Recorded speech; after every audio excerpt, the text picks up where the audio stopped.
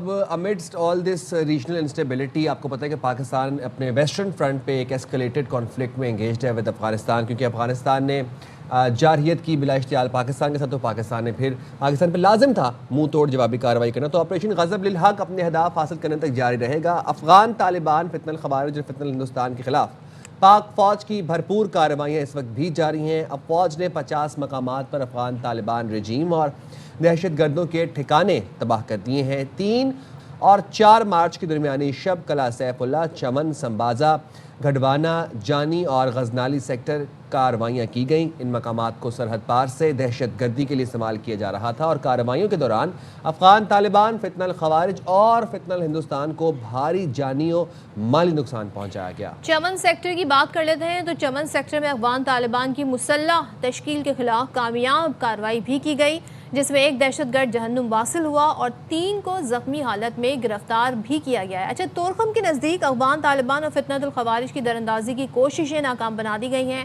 Afghan Taliban سرغنہ Kahraman ساتھیوں سمیت جہنم واصل ہوا. سرغنہ کا تعلق جلال آباد سے بتایا جا رہا ہے. پاک افواج کی کامیابیوں کا اعتراف اب نیو یارک ٹائمز نے بھی کر لیا ہے اور تصدیق کی ہے کہ بگرام ایئر بیس پر کامیابی کے ساتھ ایک بڑا حملہ کیا گیا، جس میں ایک ایئر کرافٹ ہینگر اور 2 ویئر ہاؤسز تباہ کیے گئے، جس کی سیٹلائٹ تصویر بھی یعنی کہ ثبوت بھی سامنے آ گئے ہیں. تو نیو یارک ٹائمز کا کہنا ہے کہ افغانستان کی وزارت دفاع نے بھی پاکستانی فضائی حملے کی تصدیق کر دی ہے. بات کر لیتے ہیں وزیر اعظم کے کوارڈینیٹر برائے اطلاعات خیبر پختونخوا اختیار ولی خان ہمارے ساتھ موجود ہیں. اختیار ولی صاحب، تھینک یو سو مچ، آپ نے جوائن کیا. ذرا موجودہ جو خطے کی صورتحال ہے اس کو مد نظر رکھتے ہوئے جو قومی سلامتی کا اجلاس ہوا کتنا امپورٹنٹ تھا، کن امور پر بات ہوئی، کیا معاملات طے پائے ہیں جو شیئر کیے جا سکتے ہیں؟ بہت شکریہ صدف، تھینک یو ویری مچ.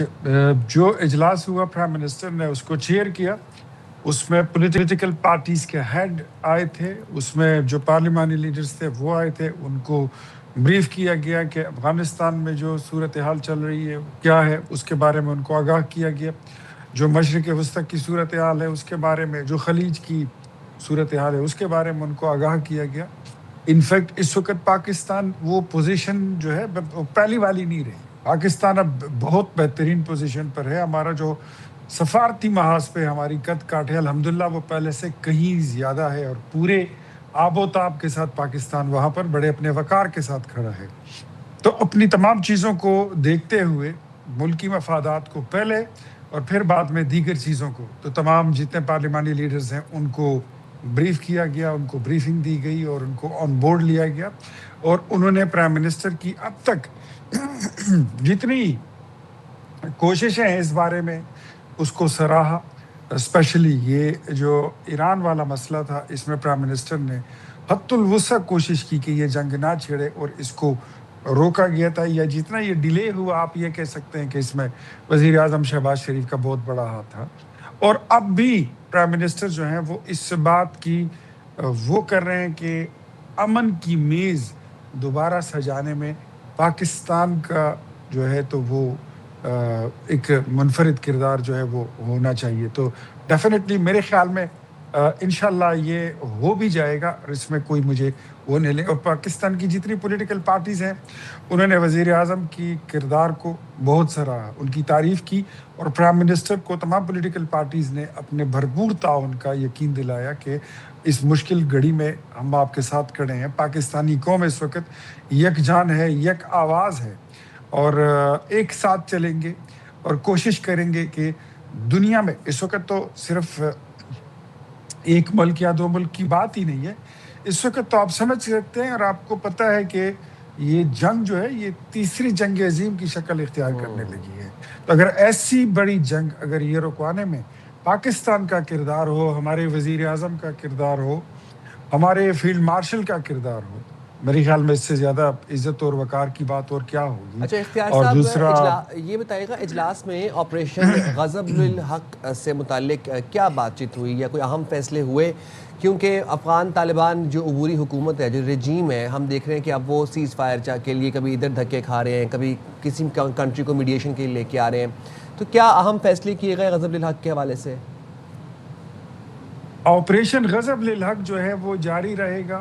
کسی نے پوچھا بڑا اچھا کہ یہ کب تک جاری رہے گا، تو ہمارا جواب یہ ہے کہ امن کے قیام تک یہ جاری رہے گا. جب تک یہ ضمانت نہیں دی جائے گی کہ افغانستان کی سرزمین جو ہے وہ پاکستان کے خلاف استعمال نہیں ہوگی. لڑائی تو اسی بات پہ چھڑی ہے. تو اختیار صاحب ورنہ مذاکرات تو یہ ضمانت جو دی اس جائے سے گی پہلے ہمارے لیٹ سے کہ مذاکرات تو اس سے پہلے سرزمین جو دوحہ ہے میں بھی وہ ہوئے. دہشت گردی کے لیے استعمال نہ ہو, وہ کیا ایسے سٹیپس ہوں گے, وہ کیا ایسے اقدامات ہوں گے جس سے پاکستان کو یقین آئے گا؟ کیونکہ انہوں نے تو ہر بار دھوکہ دیا ہمیں, پہلے تو اس بات کے قائل ہی نہیں ہوتے, لیکن وہ کون سے ایسے سٹیپس لینے پڑیں گے جس پہ ہم یقین ہم کر سکتے ہیں؟ دیکھیں, ہمارا کام ہے ضمانت مانگنا, ان کا کام ہے ضمانت دینا. اس کے بعد بات پھر یہاں تک آ جاتی ہے کہ کیا وہ ضمانت قابل قبول ہے یا نہیں ہے. ضمانت قابل قبول ہوگی تو بات آگے بڑھے گی اور امن کے جھنڈے لہرا دیے جائیں گے. آخری مقصد ہمارا یہی ہے کہ امن قائم ہو, جنگ بھی ختم ہو. جنگ کسی مسئلے کا دیر پا حل بھی نہیں ہے. دنیا کی جتنی جنگیں ہوئی ہیں اس کا اختتام جو ہے تو وہ جنگ بندی پر اور پھر امن پر ہی ہوا ہے, صلح پر ہی ہوا ہے. لیکن ہم سمجھتے ہیں کہ ہم نے اس بار افغانستان کے مسئلے پر اور پھر یہ طالبان رجیم کے جتنے مسائل ہیں, ہم نے دیکھا کہ ہم نے اس کو بہت بڑا ٹائم دیا اور امن کی کوششیں صرف ایسا محسوس ہو رہا تھا کہ ہم یک طرفہ کر رہے ہیں. دوسری جانب یہ احساس ہی نہیں تھا کہ ان کا نقصان ہو رہا ہے. ہمارا مسجد, ممبر, محراب, مدرسہ, بازار, چوک چوراہے, خواتین, بچے, بوڑھے, بزرگ, سیکیورٹی فورسز, پولیس, مطلب کوئی ایک جگہ, کوئی گردوارہ, چرچ, کوئی جگہ محفوظ نہیں تھی نا. اور اس کی اجازت آپ کو کون دیتا ہے؟ اس کی اجازت تو نہ قرآن میں ہے, نہ تورات میں ہے, نہ زبور میں ہے, نہ انجیل میں ہے, کسی کتاب میں نہیں ہے, نہ آسمانی کتابوں میں, نہ زمینی کتابوں میں. کہیں بدھا میں نہیں ہے, بدھ مت میں نہیں ہے, رامائن میں نہیں ہے, سیتا گیتا, کوئی بھی کتاب آپ اٹھا لیں کہ کہیں پہ اس کا ذکر نہیں ہے. جو کام یہ لوگ کرتے ہیں. So we are very much clear, ہم اس بات پر قائل ہیں کہ جو ہو رہا ہے پاکستان کے ساتھ, اس کے پیچھے انڈیا اور اسرائیل کا ہاتھ ہے. اور پاکستان کے خلاف جو افغان طالبان رجیم استعمال ہو رہے ہیں وہ محض کھلونا ہے, محض ایک فیس ہے.